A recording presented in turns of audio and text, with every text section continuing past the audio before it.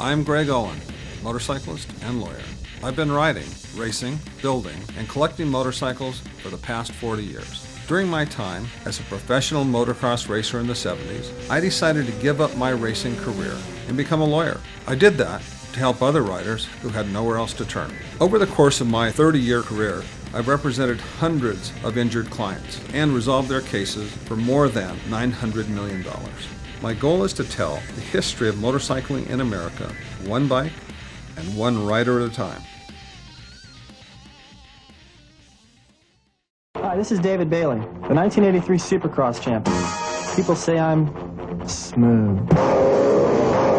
Only Supercross champion to have ever won the Grand National title. In fact, I'm so smooth I've won it twice. I'm the smoothest rider on the circuit. Dave's accomplishments on a motorcycle are significant. We talked about a 6-time AMA champion. He won Supercross title, 250 outdoor AMA titles, 500 AMA titles, Motocross and Nations titles. But boy, I think maybe that was just kind of the beginning to test what kind of man, what kind of athlete, and what kind of spirit that David Bailey has. David, let's just talk. In the beginning, you started riding. Your father is actually Terry is one of the most famous surfboard shapers around. Yeah, Terry is my real father, Terry Martin. So I grew up in Dana Point, and surfing was the whole deal. That's what all the parents were doing. But when they were in the water, they were on motorcycles up in the hills. It's all houses and stuff now, but I just ride my bicycle up there. It wasn't that far from the house, and eventually the grown-ups figured, why don't we put the kids on the bike? They're big enough, go around the circle. So it kind of began there. My mom eventually remarried to Gary Bailey, and so the professor, and then that's where the little professor name came from. Just kind of followed around the motorhome and helped at the schools, make sure the guys didn't all come through a section at once. And I didn't get to ride a lot in the beginning, but once I got a little bit older, my dad realized that I really loved it and was going to stand around all day so I could ride at the end, and he put bikes under me, and the rest is history. Well, I think you had your first opportunity with Kawasaki, and obviously your father, Gary Bailey himself, a Hall of Famer, your stepfather, had a significant role, and he looked at really what the Europeans were doing. He looked at the sport of motocross and really analyzed it. Started using the video early on, but it was when you got on the Honda that I think at the first you maybe were a little overwhelmed to be on that powerful Honda team, but it's when you really found your stride, you developed a great relationship with Johnny O. Talk a little bit about those early Honda years. Well, that was the dream. I mean, I rode Bultacos, so there's a bike up there, the third one from the left on that side. That's what I started out riding, and after the mini bikes. And stayed on Bultacos until it was over. I was on probably the last 2 bikes around. Team Green was starting, and some of the guys that worked at Bultaco had moved to Team Green, and they knew me from a little guy, and I knew I needed bikes. So 1980, I jumped on a Unitrack 250 and put some gold Dancer bars on it and a Goodyear rear tire, and rode my first Supercross. And I whole shot at my heat. I went and looked at who was in my heat with my dad, and he just looked at me like, oh well, just went out there and get some experience, and I got the whole shot. And Mike Bell was behind me, and I was super nervous, and when he got by, I was like, there's the guy that I've been watching on cycle.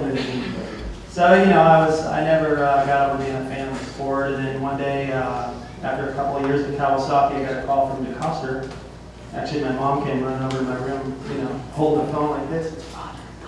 So I was like, what the heck does he want? Am I in trouble or something? And so they were starting the Honda team, and Roger went over there in 1980, and then they started developing bikes. He and Dave Arnold and the rest of the guys in Japan, and built an amazing bike for 82. And I took a big pay cut because I knew that Honda is where I wanted to be, and it turned out to be right. But having the best stuff, and teammates like O'Mara, Chuck Stone, Danny Magoo Chandler, Donnie Hansen, Daryl Schultz, Jim Gibson. I mean, that's a lot of people to learn from. And because my dad, being a professor, studied everyone, I picked up on that, and I had a lot of, in testing, they needed to charge admission for that because we were all doing well at the time, and eager to train and do whatever it took. We had great bikes, so that was a really nice period of time at Honda.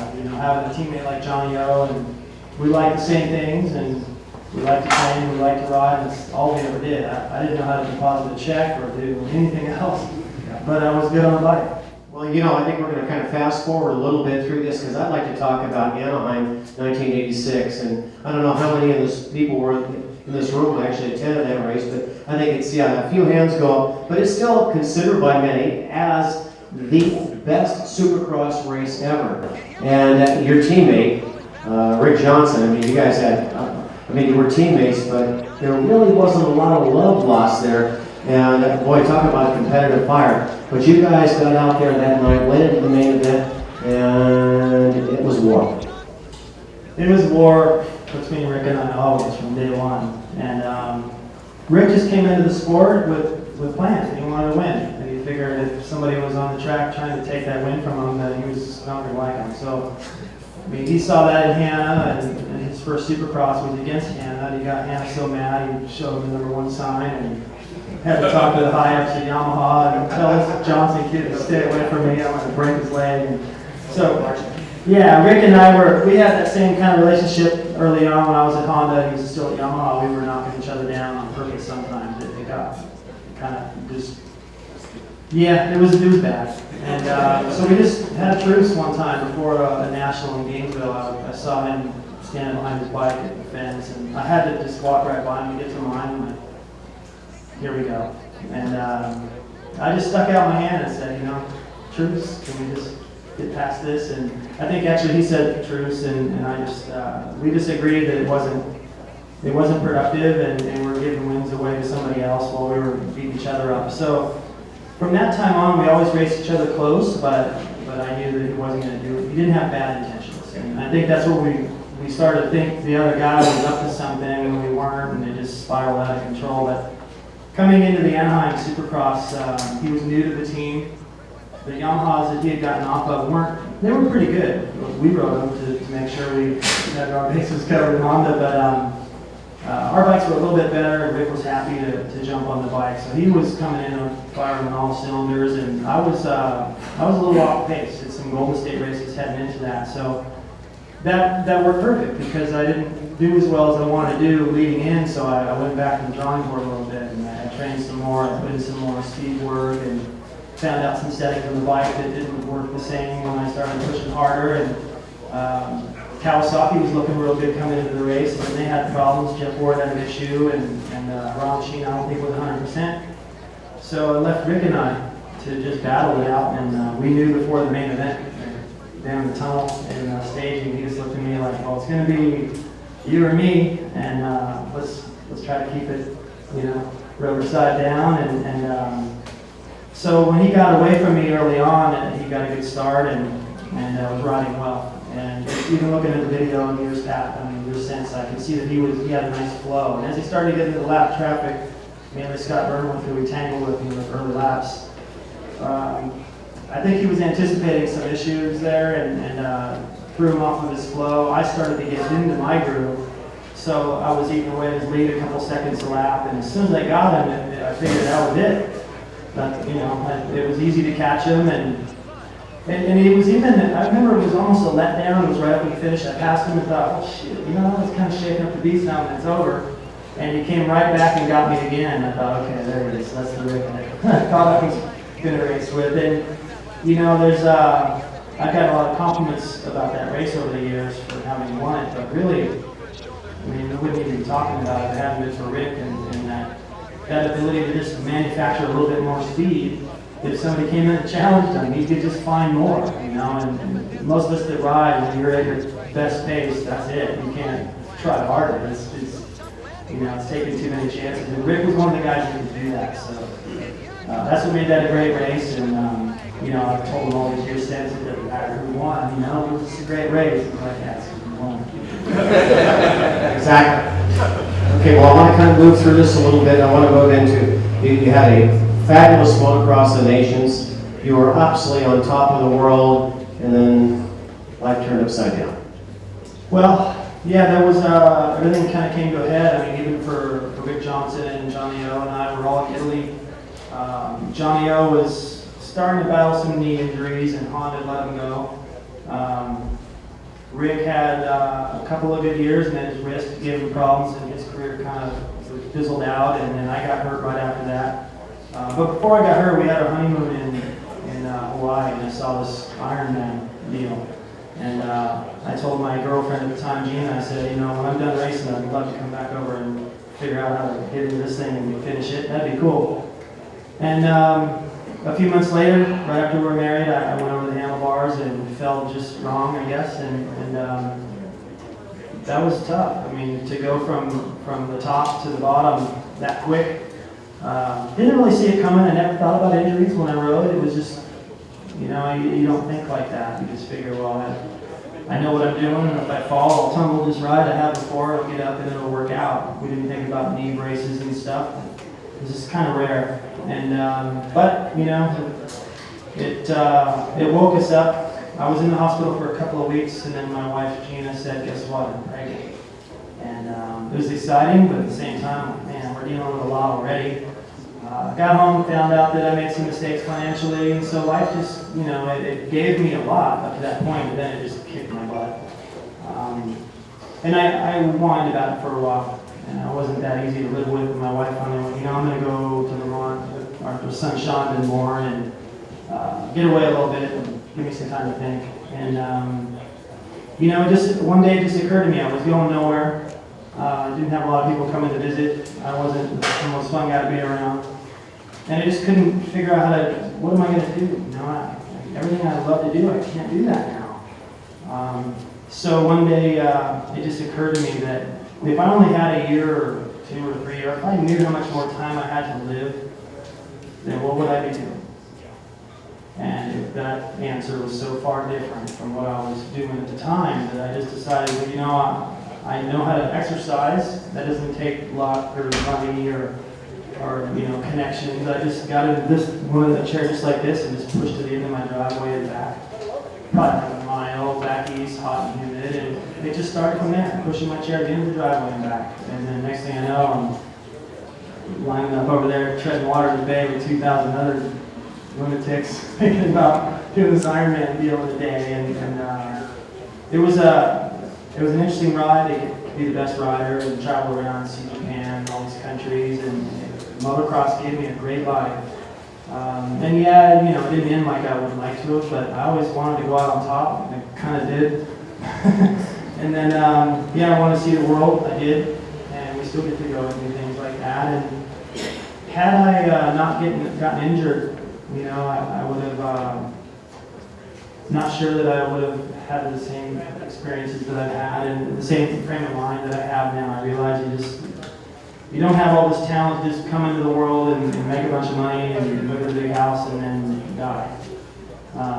So, you know, it caused me to think a little bit more and make better decisions and think more about other people and leading up to this painting behind me here that Tracy painted. That's 2009. In 2008, I helped Ricky James, who was in a chair. I started thinking about, let me help him do something. You know, he seemed like he was young and good-looking kid, and Southern California parties and stuff. I mean, I could see that there was certainly a potential for maybe going down a road that he might regret. So I just got him too tired to do that. And then he finished it in 2008. His mom and dad, and they were all like, "Why do you do that again?" So this behind me is just digging out. You know, getting hurt in the first place was difficult. Dug out of that, and my wife Gina stuck with me. We'll be married for 25 years. We're getting close. Yeah.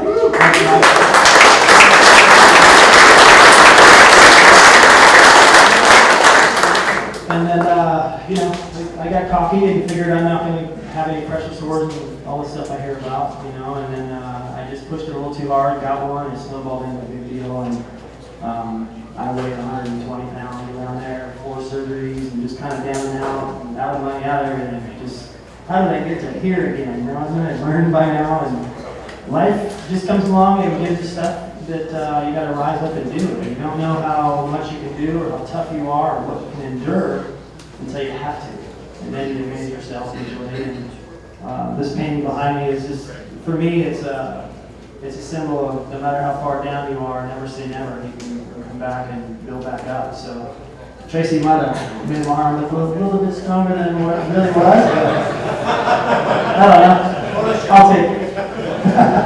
Anyway, so that's what that painting really symbolizes for me. And Tracy, I really appreciate her and her husband Tom are always around to support events and to take. I don't really like to take money, but I like to be able to give it into areas where it can do some good. So, Tom, I just want to say this is the first time I've been here, and I'm amazed. I wish I had more time to look at all this stuff.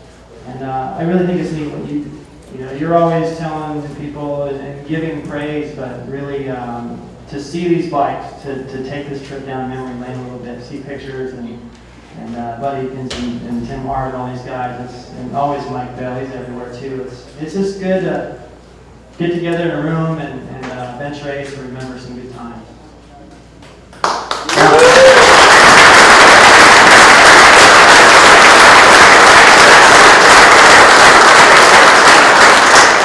Well, thank you very much, David. And I mean, it just you're obviously you lived your life, and you're still a young man, but you lived. I think you just turned 50, did you recently, or are you 50 yet? I don't know. Almost 50, but you've lived just an incredible life, and to come back, win the Ironman triathlon, and you have this. What he didn't tell you is he spent a year flat on his stomach here. I think it would just about anybody, it would just kill any will that they would have to live, let alone to go out and try and compete again in the Ironman triathlon. So this man, I mean, he's just huge, a huge human being here. How about a big hand for David?